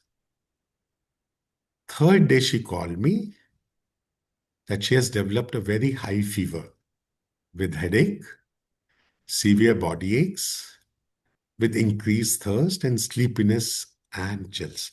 Now, this could have been some acute infection superadded over her disease, or it could be a homeopathic aggravation. But so fast, so quick, I did not expect. Still, I did not want to give her any other medicine, so I sent her just biochemic ferrum phos. 4 days later, she came to the clinic on 17th, not 4, I think next month after this fever, she came for a follow-up. Feeling of well-being was there. She said, "Doctor, something tells me I'm getting better." Pains were slightly better, not much better, slightly better from 1 week after the fever subsided. So we continued her saccharum lactis. A month later, the third follow-up, the finger joint swelling, which was better, it became quite better after the first visit, got aggravated again. And she started feeling tired again. I repeated a dose of Ignatia, and this is approximately 2 months from the first dose. Another 2 weeks later, the investigations were done again. Not much change, but some change to make me happy. There was only a slight reduction in CRP to 42, ESR to 85, hemoglobin still at 9, and TC slightly increased to 3,300. In April, her fourth follow-up, she could walk better, but not for a long time. Swelling joints were better. Shoulder stiffness now only on waking. Hair fall increased for a week after the last visit, and some eruptions on fingers started this week, which was initial symptom at the time of the start of her disease. Desire for sweets and fizzy drinks noted recently, and she had a dream, a big fat man cracked my finger and I got better. This is when I selected the medicine which was coming up on the whole totality sulfur. I gave her a single dose in 200 potency. There was gradual, then after sulfur 200, yes. After sulfur 200, her pains were better, but still there. More rashes on the fingers came. Strange sensation in the thumbs started with chapping of the skin at thumbs. Dream that I am in a bathing tub without water. The mother described that she is now cuddling too much, is more funny, and is looking towards shopping more. What does that indicate? Improvement at the vital energy level. Nothing. Saccharum lactis continued. In June, after 2 months of this visit, I found the status was almost the same. There was no aggravation, no further amelioration. So I repeated sulfur dose again, and she came to me after 3 months of that visit. She said she's further better in pains. She can ascend steps, but with difficulty. Swelling on feet and legs has developed. Not much, but developed. Hair fall is worse, and she gets bored easily. She said, I notice that I am reacting to any injustice. I can't control if I see any injustice, and I have to stand for the victim. Her kidney function test was done because there was a swelling on the leg. It was normal. Her hemoglobin had improved to 9.8. CRP had come down to 25. That means her inflammatory markers are coming down. ESR was at 50 and WBC was at 4,100. Nuclear markers were not done. They're quite expensive, so we avoided unless and until really required, or we are closing up the case. So based on this change, this feeling I can't stand injustice and the involvement of the joints and few other symptoms at that time, I selected Costigan 200, a single dose. After that, gradual improvement persisted. Since this visit, she kept improving. Almost 9 months after we started her treatment, she needed a few repetitions of sulfur 200 and then 1M since then. In 2024, she moved to UAE to pursue her PhD and is in total remission. And as you could see in the video and heard her in the video, investigation done in January 2025 showed ANA is negative. So friends, where does our medicine works in this case? It has sent the patient into such a beautiful remission. Is it a modification of the immune system? But how? Maybe much deeper than that. Working right at the genetic change which led to the autoimmunity. This is where the rightly indicated medicine acted. That is why such a long remission, without any steroids, without any immunosuppressants, just with homeopathy. And she's doing very well. This is another case of alopecia areata. Here also, human leukocyte antigen, HLA, is involved. And it is strongly linked to developing the disease by making our immune system more likely to attack the hair follicles. So the first visit of this patient was on, I think, in September 2020. Yeah, that's what my file says. This was the second, no, this is still the first visit.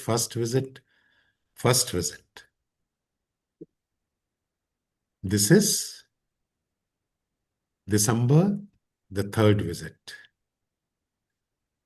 Kept improving. And this is when we stopped his medicine. Friends, this case was also referred to me by a pediatric friend of mine. This child's father was his friend. The medicine chosen for this boy was Staphysagria, 1 mg, single dose to start. I will not go into the case discussion. The SLE case was more important. This is just to show how our medicines can work in autoimmune disorders beautifully. That too, not in a very long. Sometime when it's a single organ disease, it works very fast. So this child received Staphysagria because of his exposure to parental arguments and his suppression of anger. And he was given acid phos 30 to 10 mg over 10 months period. And this was the result when we stopped the medicine. Now, this is one case which I present in almost all the conferences. This was a case of vitiligo referred by a dermatologist friend in January 2013. Why this case is important? This child was treated all over the world. They are very rich people. And this child was getting worse by the day. He was not sent to me for vitiligo. He was sent to me for his behavior issues. Anyhow, when we treated him, this is the first visit, second visit. You can see how the body started curing itself. Third visit. This is follow-up visit, and this is when we stopped the medicine. The best part was this child not only improved in his skin, he improved even in his antisocial behavior and oppositional disorder. This boy is now studying in MIT in US, doing his PhD. So 2 of my today's patients, autoimmune disorders, are doing their PhDs. Thank you very much. Well done. Thank you so much, sir. Thank you for sharing your vast knowledge, and it was really, truly an enlightening session, and which gave us a deeper understanding of autoimmunity. And we sincerely appreciate your time and your effort you took to guide us. Thank you so much, sir. Thank you. Before moving forward, I would like to recognize the presence of Padam Shri Dr. V.K. Gupta sir, our National President of Honour. He is my mentor. Oh. He's my principal and my mentor. Sir, you are on mute. Sir, need your blessing. They should unmute Namaskar, me. Unmute me. Yes, sir. Yes, sir. Absolutely. Video is not visible. The video is not visible. My video is visible to you, sir? No. Sir आपकी आवाज आ रही है, आपकी video नहीं आ रही है. आप बोलेंगे तो सुन रहे हैं हमें. वीडियो क्यों नहीं आ रही? कैमरा शायद ऑफ होगा. अच्छा. I have heard the whole lecture and I found it very comprehensive, and I am reminded of aphorism 3, that majority of the homeopaths do not give importance to aphorism 3. Aphorism 3 says there is knowledge of disease, and then knowledge of medicament and application of disease, application of drug in disease, and obstacle to recovery and how to remove it. So aphorism 3 gives you the entire picture of a ideal physician. So Dr. Deepak has done a good job, especially following the direction given in the aphorisms, various aphorisms, and he's very right. Sometimes we say only totality, but totality doesn't mean it will cure the case. You have to keep the most prominent mental state at that particular time. That is very important, which he has emphasized. And once we follow these things, I'm sure most difficult cases can be tackled nicely. And according to the in modern context, I always say that homeopathic science is neurocognitive science and behavioral medicine. It's a combination of neurocognitive science, how you think, how you feel, and how you behave. So if these things are covered nicely, I'm sure nothing is left out. So it is the most complete holistic approach. Many system of medicine say they follow holistic approach. There are Ayurveda, Unani, Siddha, they claim that holistic approach. But our history is holistic plus individualistic approach, which is unique in homeopathy. So I congratulate Dr. Deepak Sharma, and I'm very happy he was one of the excellent students in my college, and I wish him great success in life. Thank you very much. Thank you, sir. Friends, I would like to come here again.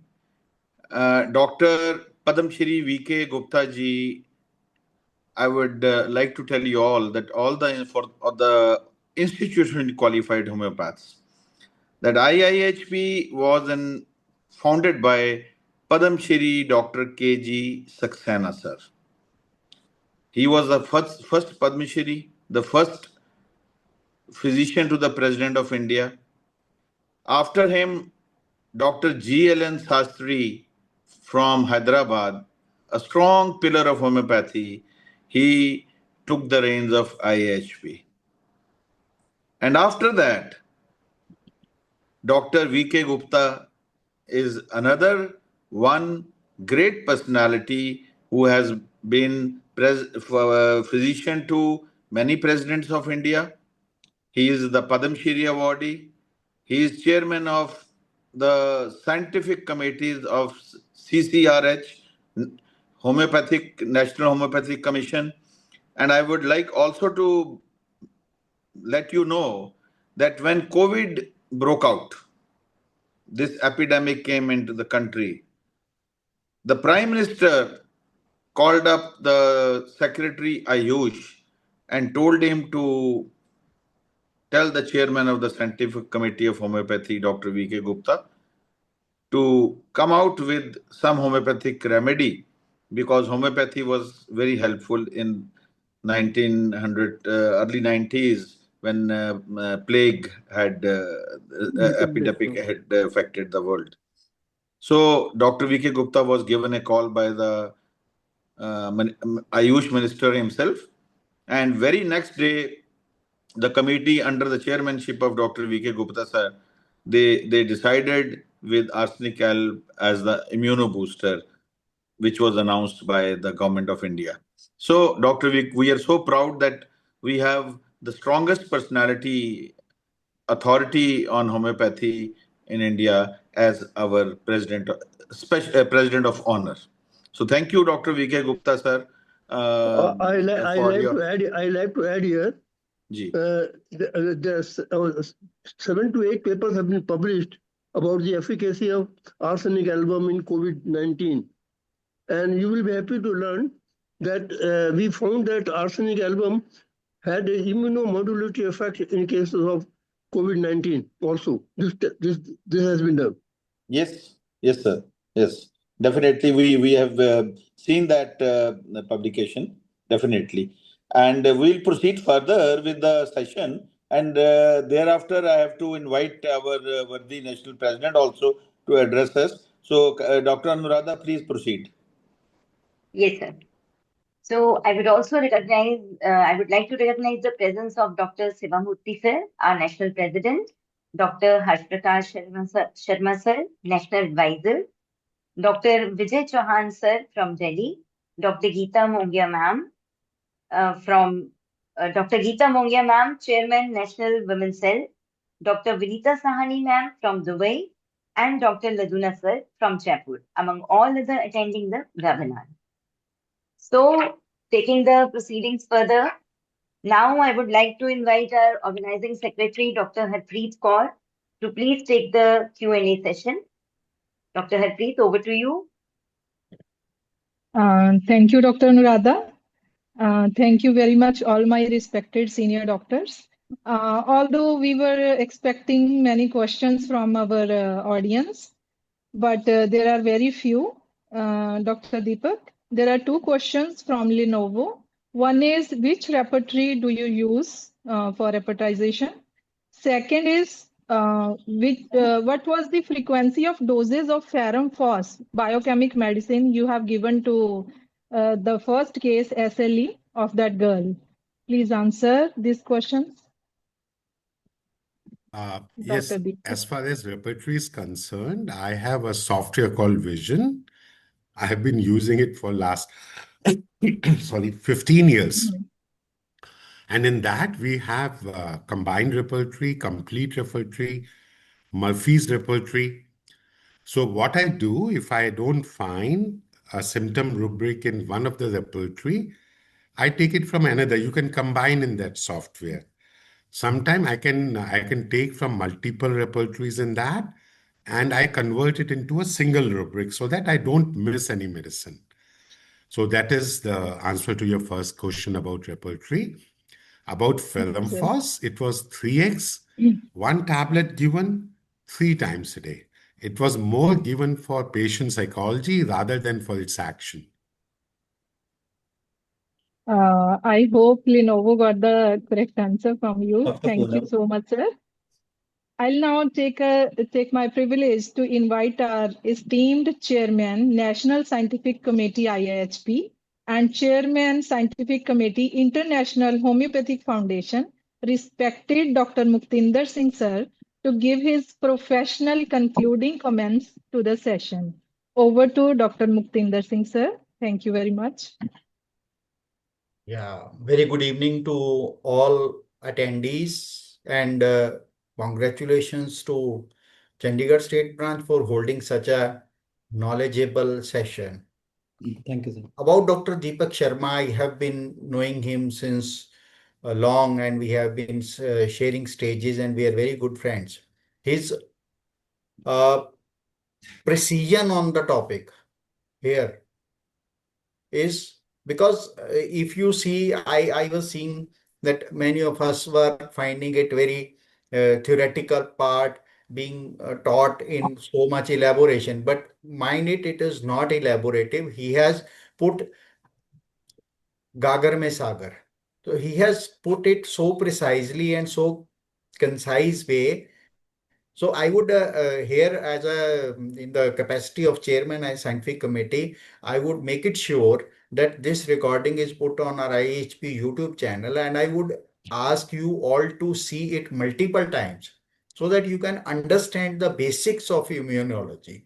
Because until we know the basics of immunology, this, as Dr. V.K. Gupta sir has mentioned, the aphorism 3. So see, there are 5 levels of peripheral immunology. So all the diseases, SLE, rheumatoid arthritis, and that psoriasis, they are falling. So all the 5, they have different individualization, what we call as law of individualization. And I can remember few of my cases of SLE, multiple sclerosis, autoimmune disorders, where I could relate the choice of my rubrics from the type of disease he is suffering.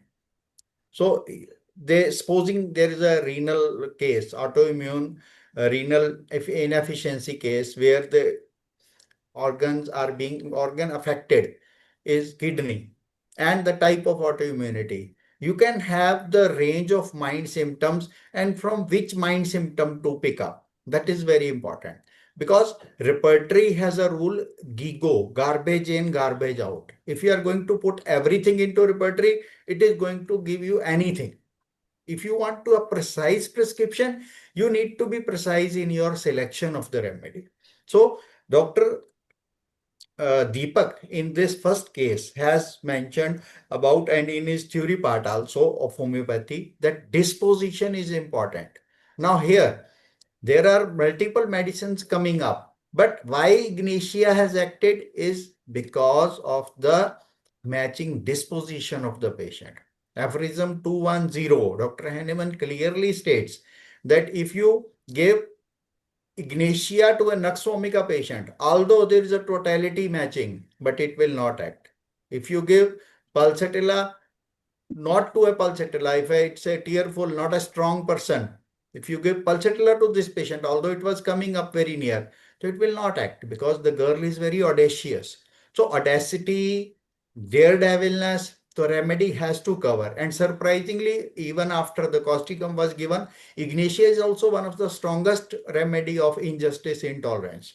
So we need to consider all these things, why ignatia has acted. It is not that why he chose ignatia.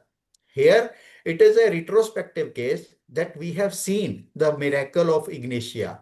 So we need to learn ignatia from this case. One is inductive logic, other is deductive logic. If we need to understand ignatia and prescribe ignatia efficiently, we need to understand that why ignatia worked in this case.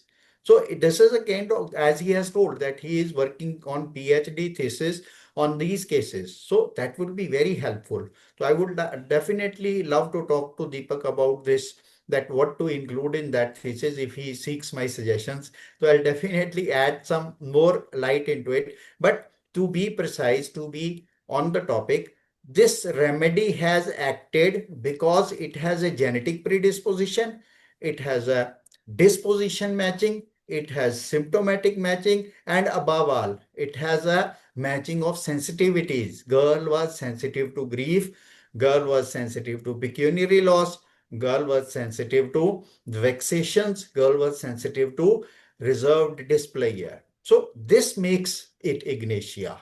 Not that it has come into the repertorization. No, this disposition and this sensitivity reaction pattern, when this ignatia person is being hurt or being pressed by the life situation, so it will go to the reserved displeasure, like aurum-met, like Staphysigeria. So they have that disposition. So reserved displeasure is a rubric which is a very strong rubric to be taken into the autoimmune disorder. Other anxiety salvation is a rubric which is to be considered if you see any person suffering from salvation anxiety or contemptuous of self. These are certain rubrics which have affinity to cure the autoimmune disorders. If someone is not, so what is self-contempt is that when you are not defending yourself, that is self-contempt. आप खुद को ही बुरा बोली जा रहे हो. You are saying yourself bad. You are not taking your ego to as defense. You are killing your own ego.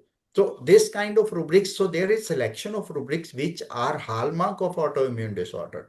So this is an ongoing topic, as Dr. Chandok has given me indication that we'll be coming up with more autoimmune cases and the series on autoimmune disorder.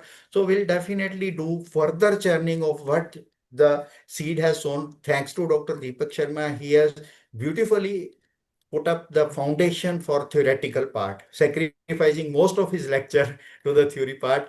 So thank you, Dr. Deepak, and I appreciate your efforts. So although our cases need further professional intersections and further professional understandings, that why after ignatia sulfur was needed and how sulfur has acted as intercurrent remedy and helped in curing the case. So all these are miasmatic understandings, these intercurrent remedies, this prescription, because hitting the iron when it is hot.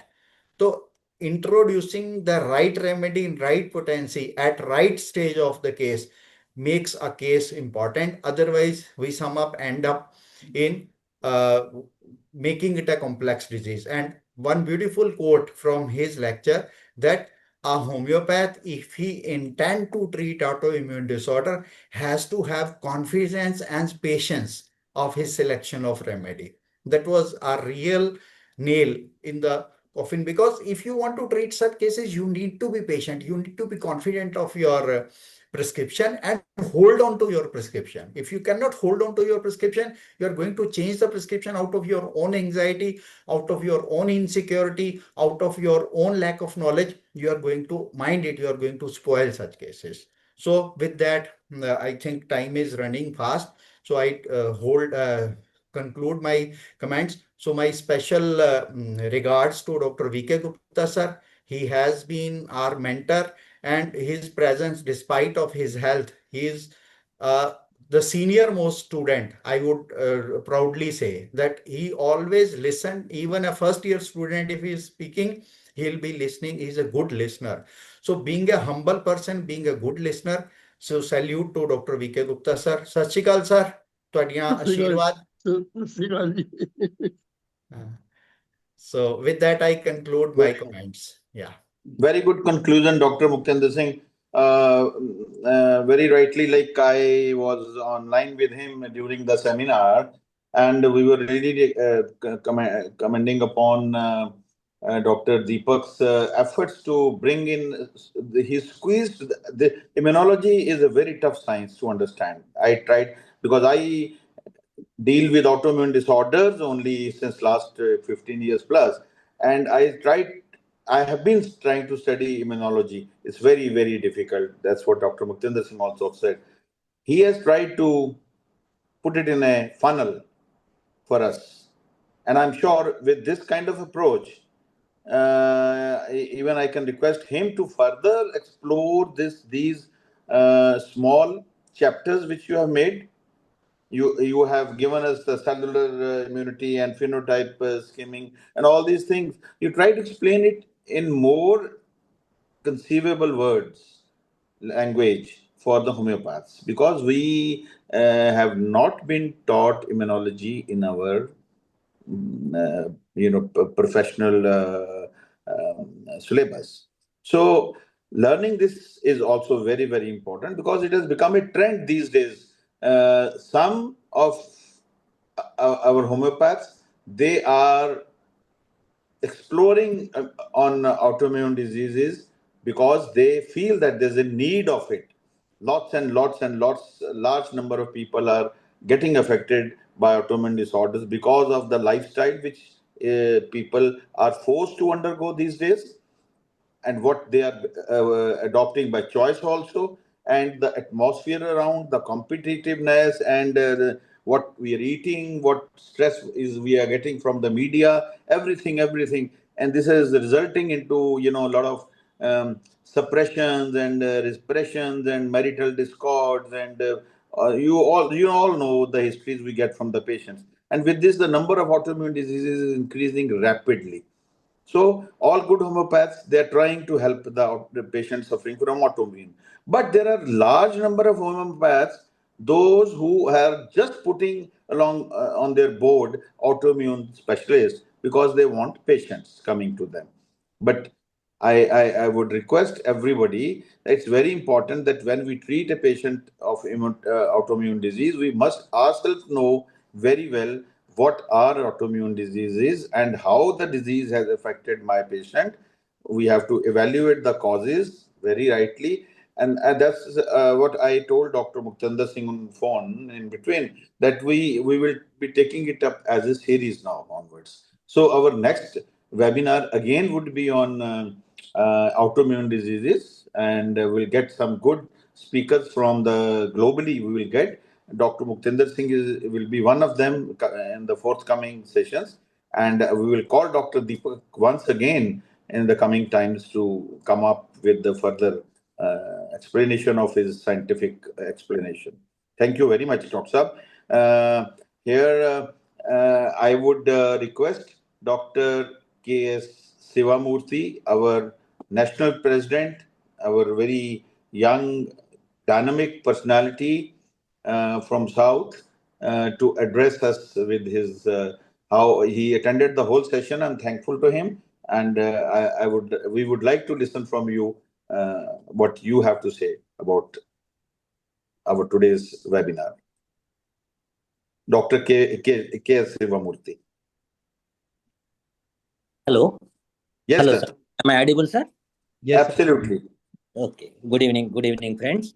Yeah, very Respected good. President of Honor, Dr. Padma Shri Dr. VK Gupta ji, International Chief Coordinator Dr. Rao sir, National Advisors Dr. Chandigarh sir and Dr. Prakash Sharma sir, and State President Dr. Pankaj Parashar and his team, and my national office bearers, colleagues. On behalf of IIHP National, I heartily congratulations to all the organizers of IIHP Chandigarh State Branch under the dynamic visionaryship of National Advisor Dr. Chandok Sir, under the leadership of State President Dr. Pankaj Parashar and his team members. First of all, and my heartfelt thanks to our today's speaker, a great teacher, Dr. Deepak Sharma. He beautifully elaborated the description of autoimmune disorders, wonderfully enlightened the participants. Here, my submission to our learned speaker is, please give still more importance to our homeopathic evidence-based cases in this connection. So, I request the respected speaker to give still more important for homeopathic approach also. Regarding our national organizational activities, we are preparing for an international scientific seminar at Hyderabad in the month of June 2026, in which we are also including these autoimmune disorders and evidence-based cases. Dr. Deepak Sharma and Dr. Muktinder Singh ji also invited as resource persons for these seminars. Beyond all these things, our Chandok sir and our Rao sir and all our Padma Shri Dr. V.K. Gupta sir also are all with our guides in these cases. So thank you very much, organizers, for giving me this great opportunity in this webinar. Thank you very much. Thank you very much, Dr. Sivamurthy sir. With your address, I think the entire IIHP national team, we had large number of people, our colleagues, those who were attending the webinar, and through them the message will go. And we are really enlightened with your address and the presence, and especially the presence of Dr. V.K. Gupta sir. And my regards to all others. Please back to Dr. Anuradha for further session, please. Thank you, sir. So now I would like to invite our immediate past president, Dr. Kavita Mitra Roy, for her vote of thanks. Yes, ma'am, please. I would like to add one thing, that we are indebted to Delhi State Branch for providing the Zoom platform today. Yes. Dr. Geeta Mongia and Dr. Mirlalni have, at a very last minute call, they have acted. And Dr. Geeta, I know my elder sister, she is always on toes. If it is an IIHP, if it is an IIHP, you can take her life even. So that is my compliment, and I have seen it. She lives IIHP. We live. I'll add a few more lines, Doctor. When we found that we were trying to get our on this Google time from the site, and we were getting some difficulty. And past midnight, around it was 1:30, when I dropped a message to Dr. Geeta Mongia that she will read it in the morning. And I told her that there's an urgent need to talk to you, ma'am. So in the morning when you wake up, please read and respond to my message. We need this Google Zoom time. So she responded immediately. I was shocked that it was almost 1:45 when I got the reply from her. And then we communicated on chat. And early morning, 7:45, she rang me after talking to Dr. Mirinali in Vishakhapatnam, who is taking care of their, So grateful to both of them. And both of them, again, at 3 o'clock, we had a trial run, and they both were present and very, very cooperative. Thank you very much, Dr. Geeta and Dr. Mirinali. Thank you very much. Thank you, Delhi State Branch, and thank you, Dr. Geeta Mongia. Dr. Kavita. Thank you, sir. On behalf of Chandigarh State Branch, IIHP Chandigarh State Branch, I would thank Dr. Deepak Sharma, who has given us an elaborate description of autoimmune disorders as well as their treatment. And I would like to thank Dr. V.K. Gupta, sir, the President of Honor of National IIHP body. Dr. Rao sir, International Coordinator and Forefront of IIHP. The National President IIHP, Dr. K.S. Sivamurthy sir, and former National President IIHP, Dr. Tanveer Hussain sir. I think they are not present here, but we would still like to honor and thank them. National Secretary General IIHP, Dr. Vinod Sangwan sir, our National Advisor and Founder President of Chandigarh State Branch, Dr. B.S. Chandok sir, Chairman, National Scientific Committee, Dr. Muktinder Singh sir, without whom these meetings are totally impossible. And I would also like to thank our senior office bearers and members of IHP, which include Dr. Geeta Mongia ma'am and Dr. Minali, as Dr. Chandok sir has mentioned. And I would like to thank all the viewers who were here. And out of them, I think there were many students and interns. And I would suggest that their addition into IIHP should be done at a more faster pace, because they will be able to enjoy and understand all these things, these beautiful seminars, the seminars or whatever programs that we are going to have in future, so that it will help them further in their practice. So on behalf of IHP Chandigarh State Branch, I once again thank everyone for being here, and I therefore feel that today's day has been very successful. Thank you very much. Thank you, ma'am. Thank you, ma'am. Thank you so Thank much. you. Thank you. This brings us to the end of today's wonderful webinar loaded with knowledge. And looking forward for more such sessions. We will thank everyone for their participation. Thank you. Thank you everyone for their presence in the webinar. We hope to look forward to more webinars like this and more attendees attending our webinar. Thank you everyone for being there. Thank you very much. Good evening. Good evening.